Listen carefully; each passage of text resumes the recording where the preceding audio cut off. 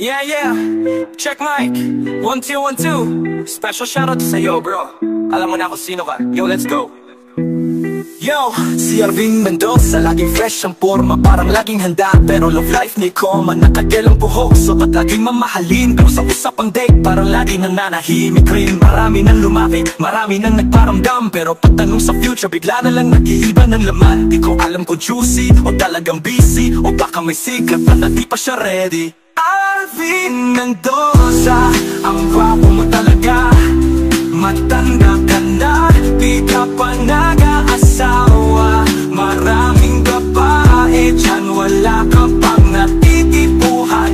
O baka naghihintay ka pa ng alien sa kalawakan na ba ng alien sa inuman. Siya laging bida, pero sa usapang crush parang biglang nawawala. Mga tropa nagtatanong bro, sino ba talaga? Pero ang sagot niya laging basta. Meron palang araw, baka ba daw princess sa fairy tale ang hinihintay? O baka si Wonder Woman para sure na walang supply. Kaya hanggang ngayon misteryo pa rin sa lahat kung bakit sa puso niya parang laging may padlak at susi nakakubli sa bulsa pipi na pakita. Arvin Mendoza, ang gwapo mo talaga.